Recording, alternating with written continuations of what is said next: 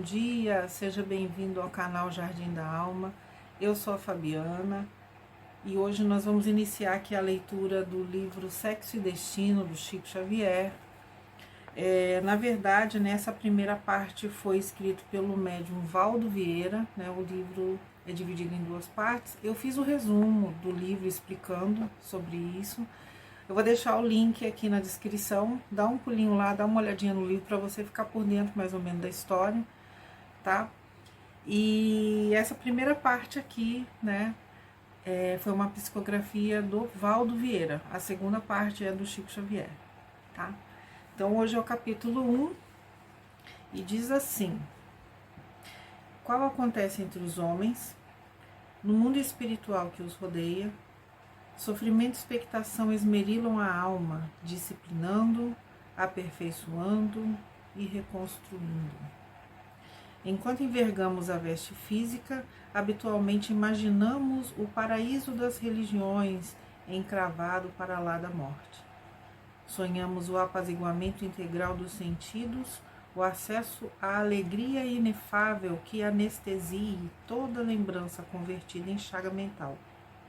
No entanto, atravessada a fronteira de cinza, eis-nos erguidos à responsabilidade inevitável ante o reencontro da própria consciência. Uma vida humana a continuar-se naturalmente no além, assume assim a forma de partida em dois tempos distintos. Diferem campos e vestimentas, entretanto, a luta da personalidade, de um renascimento a outro na Terra, afigura-se laborioso prélio em duas fases, anverso e reverso da experiência.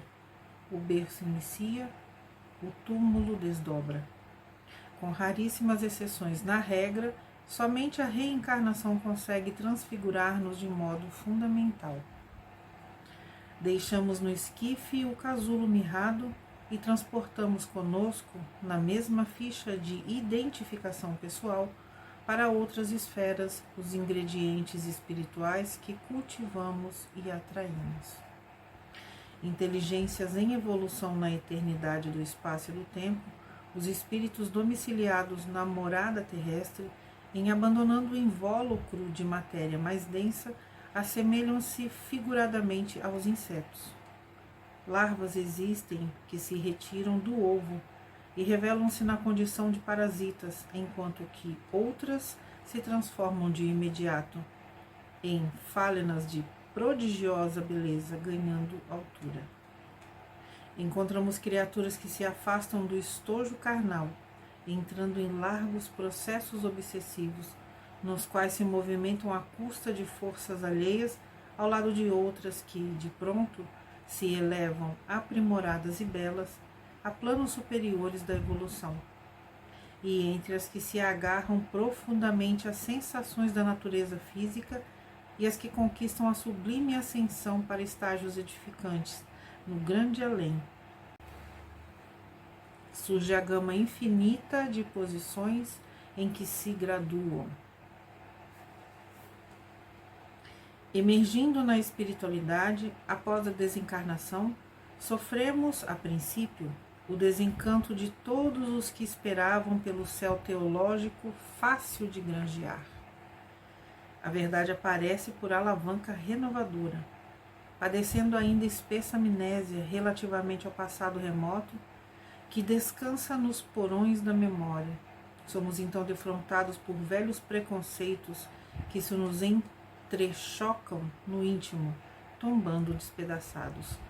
Suspiramos pela inércia que não existe.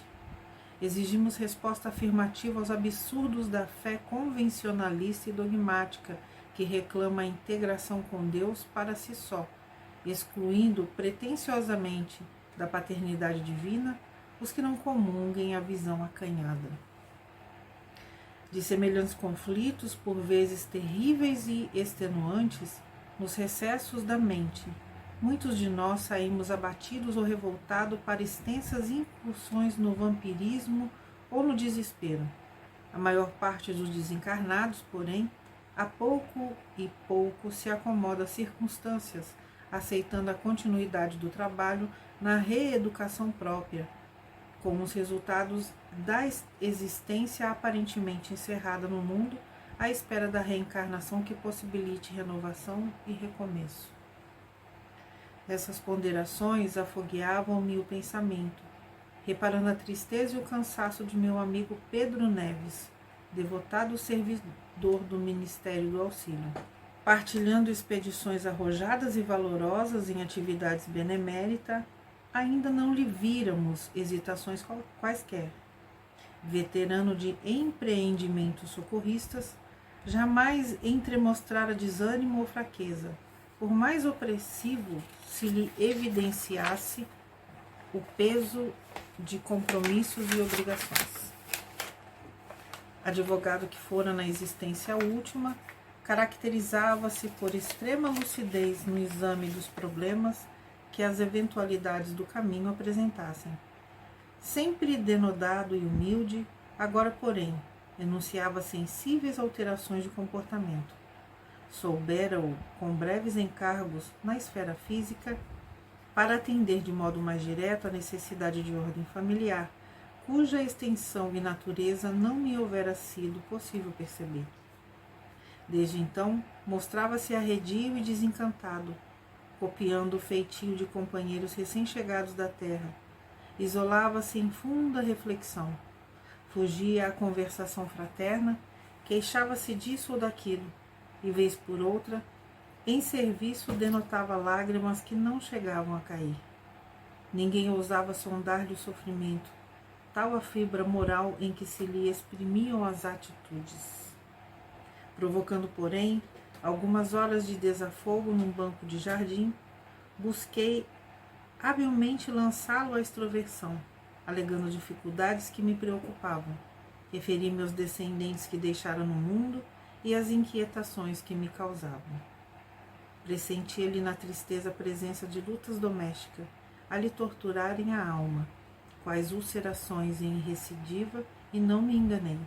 O amigo absorveu a isca afetiva e desenovelou os sentimentos.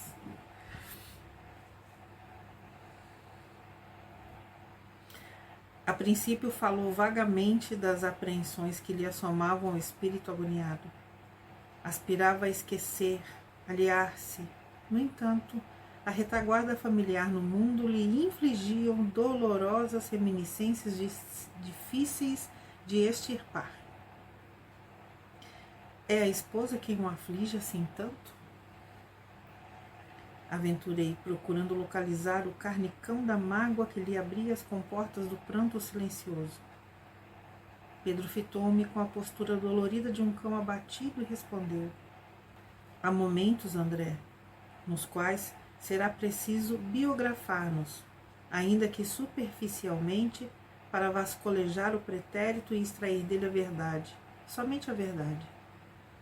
Meditou algo sufocado por instantes e prosseguiu: não sou homem que me deixe governar por sentimentalismos, embora aprecie as emoções pelo justo valor. Além disso, a experiência desde muito me ensinou a raciocinar.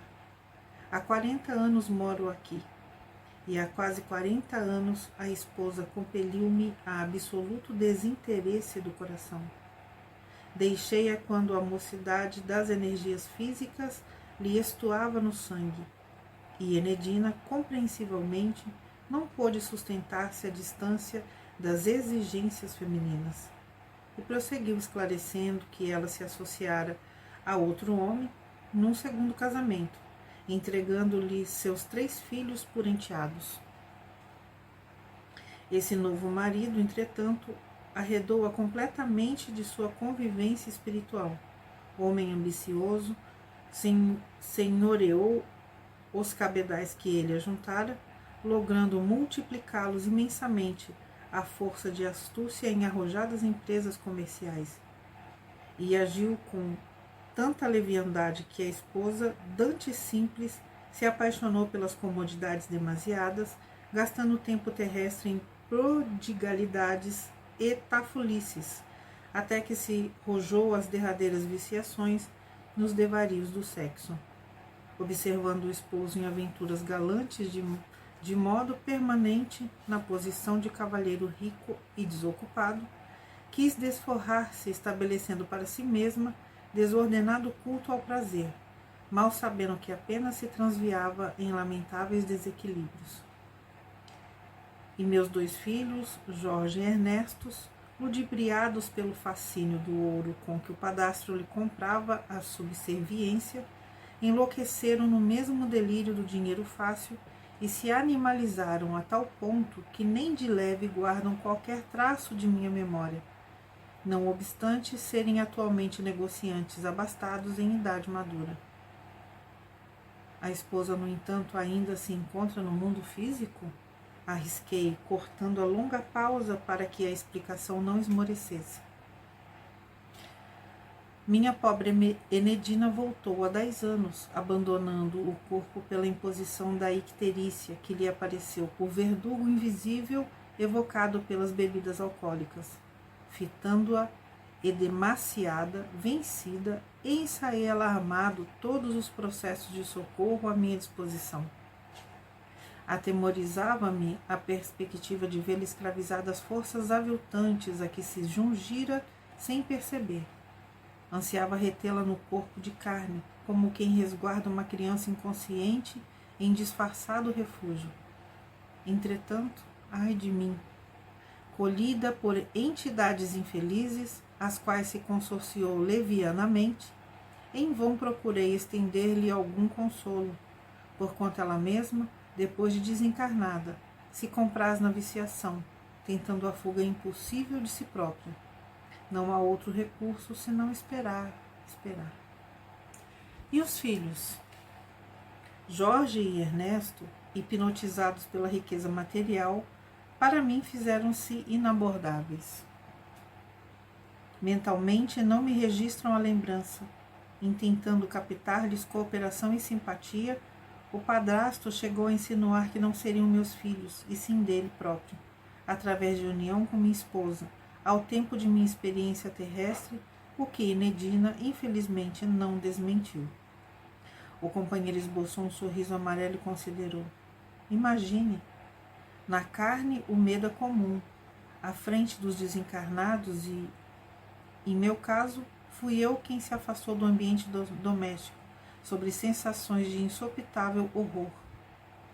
Ainda assim, a bondade de Deus não me arrojou à solidão, em se tratando de ternura familiar. Tenho uma filha de quem jamais me separei pelos laços do espírito. Beatriz, que deixei na flor da meninice, suportou pacientemente as afrontas e conservou-se fiel ao meu nome. Somos, assim, 2 almas na mesma faixa de entendimento. Pedro enxugou os olhos e acrescentou. Agora, com quase meio século de existência entre os homens, presa embora ao caminho que consagra ao esposo e ao filho único, prepara-se Beatriz para o regresso. Minha filha vem atravessando os derradeiros dias terrenos com o corpo torturado pelo câncer. Mas atormenta-se você por isso? A ideia do reencontro pacífico não será antes motivo para alegrar-se? E os problemas, meu amigo? Os problemas do grupo consanguíneo? Por muitos anos estive à margem de todas as tricas do navio familiar. Fizera-me ao oceano largo da vida. Agora, por amor à filha inesquecível, sou compelido a topar com o espírito de caridade e irreflexão e o desencaramento. Estou inapto, desambientado. Desde que me postei à cabeceira da doente querida, vejo-me na condição do aluno desabilitado pela expectativa de erros constantes. Dispunha-se Neves a prosseguir, mas o urgente chamado de serviços nos compeliu à separação, e conquanto, digilenciando acalmá-lo, despedi-me, sob o compromisso de irmanar-me a ele nas tarefas da assistência à enferma, de modo mais intenso, a partir do dia seguinte. Então aqui é o fim do capítulo 1, a gente se vê no capítulo 2. Tchau, tchau.